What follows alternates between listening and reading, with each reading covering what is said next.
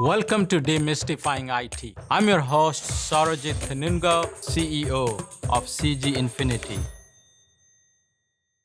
Welcome to Demystifying IT Season 2. Today's guest is Brent Williams. Brent is a seasoned private equity leader with more than 30 years of experience in building and growing companies. He spent over 2 decades as a senior partner at the Halifax Group, where he helped invest more than $4 billion across diverse industries.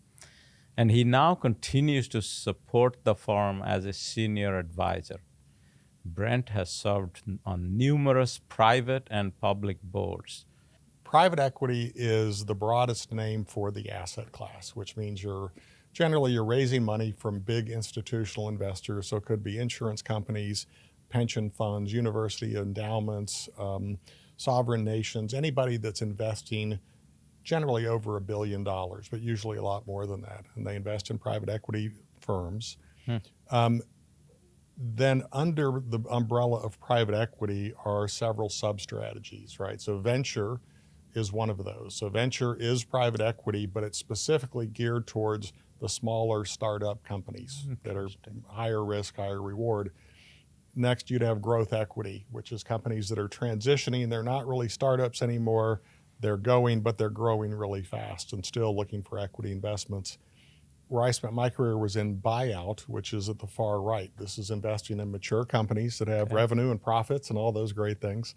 And but the mission of all of these sub-asset classes within private equity is the same. It's good old buy low, sell high. Yeah. So when we are evaluating companies, we're going to do a very deep diligence dive on their entire technology stack to figure out everything from what are they doing in digital specifically, right? But we also just want to understand what are their systems, what level of data do they have, how clean is the data, how actionable is the data, are they actually getting insights out of the data?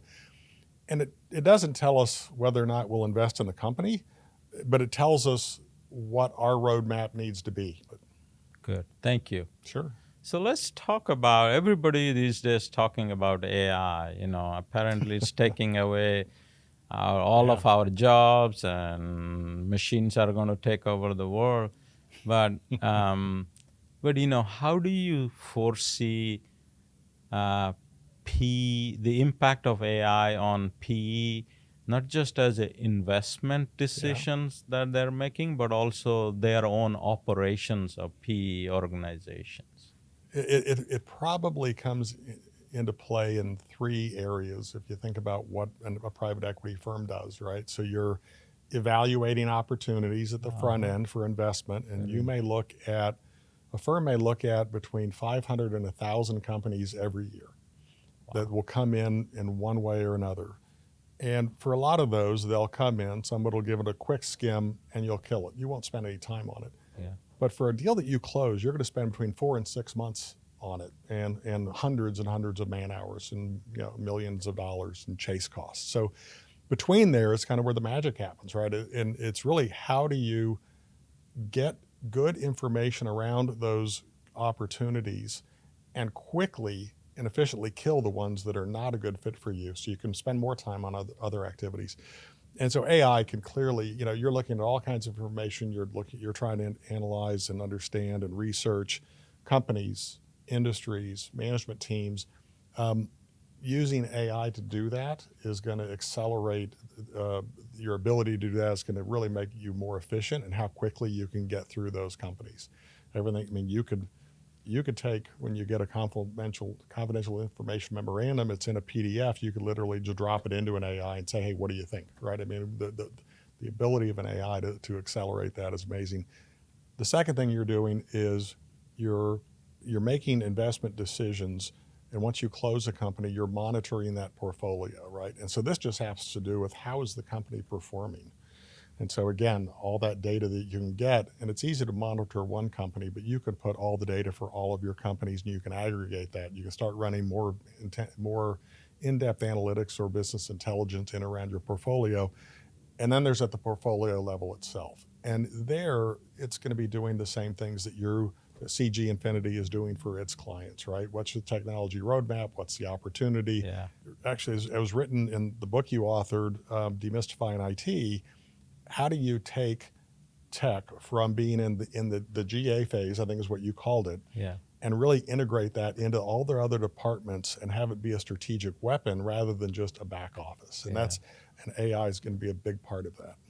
So you and I are fortunate to live in the same great state of Texas, and Yes. here in the DFW Metroplex, Yeah. which is not historically not seen as one of the big financial center in the country, Yeah. compared to some of the big ones like New York City and stuff like that. But I've been noticing more and more private equity firms showing up, and now there is announcement of Texas Stock Exchange. So in your opinion, what do you see? Where are we headed in terms of the financial future, DFW and Texas in general, becoming also a financial capital? It always surprised me that Dallas wasn't more of a financial center than it has been because of the size of the city, the location geographically, and a number of other factors. But it didn't have the history of financial exchanges like New York or Chicago. It didn't have banks headquartered there like New York or Chicago or San Francisco or LA. And so it didn't have that nucleus to grow from, but it is changing. And the Texas Stock Exchange is going to be a big step in that direction. You've already seen as a competitive response, NASDAQ has opened up a regional office in Dallas as a response to that. I think they're scared. They should be. New York Stock Exchange moved its regional office from Chicago down to Dallas, so that's going on. Oh, I didn't realize. Yeah, and then you've got massive companies that have relocated here, whether it's CBRE, which there is private equity in the real estate world. They just invest in real estate instead of operating companies like buyouts. You've got Fortress Investment Group, which is expanding here massively. Goldman Sachs just announced an 800,000 square foot massive expansion here. So I think it's the momentum is already there, and it's just going to continue. Very good. Awesome. Yeah, Super excited to hear that. So let's talk about a little bit, peek into the private equity executive mindset, okay? Sure. When an outsider like me think about, and we try to stereotype people like you in your profession, we're like, one phrase comes to my mind is hyper performance. Oh, okay. Right? I thought you were going to say sharks or vulture capital or something like that. No, something horrible. Very ambitious, hyper performance driven. Yeah. But I also, know you that you have some amazing leadership trait. Okay. Oh, thank you very leadership traits, could be described as empathetic, patience, which is contrary to hyper performance or sound contrary. So tell us about how do you balance between being, have a hyper performing mindset and have a leadership trait, and how do you balance, or do you balance? There's a couple answers to your question. One is you do have high expectations, right? Yes. I have high expectations of what a team and a company and leaders can achieve. Yeah. But you have to complement those expectations with very high levels of support. Interesting. Otherwise, I don't think you're gonna succeed. And you've got to realize that this is a people business. Yeah. And that you want people to want to work for you. And Correct. It really comes down to what's leadership, in my opinion. Leadership is motivating people to achieve a goal. And you're not going to do that by telling them what to do and micromanaging them and telling them that, and creating a sweatshop environment. That doesn't motivate anybody. So I think it's really just having good leaders, training people, coaching people, empowering people throughout the organization, which is a big place that a big opportunity, I think, in most companies where most employees haven't really been empowered, and they have great ideas, and they get so excited when you pull them into the team. Yeah. And so anyway, so that's a a short answer. But the other thing is we're human beings, right? I mean, we have families, we have kids, we have priorities, and we respect that everyone else has those same things. And so if something comes up, family matter, kid matter, go do that. That's more important, right? You want them to, you want everyone to have a life, take vacation. They need to be healthy. They need to be sharp. So a good example, we bought a lake house a couple of years ago, and there's some weeds growing in the water and all this. And I said, well, how do you get rid of those? Okay, well, you put down this aquatic herbicide. It's more effective if you put it in a granule. Well, how do you do that? I said, well, I don't know. Why don't I build a remote control boat that will do that for me?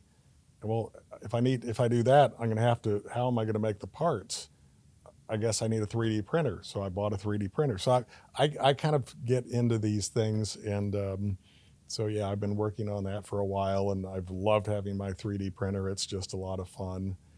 There was an issue the other day about trying to effectively make reservations for something online, and I wanted to automate that. And so I use AI. It's like, okay, how do I do this? So I end up writing a JavaScript that I can execute from my computer. It'll automatically do it. Oh So my God. I like getting into that kind of stuff and just really dorking out. But I'm so focused on doing that everything else just kind of melts away, and I'm in my own little world, and I enjoy that stuff. So. I love it.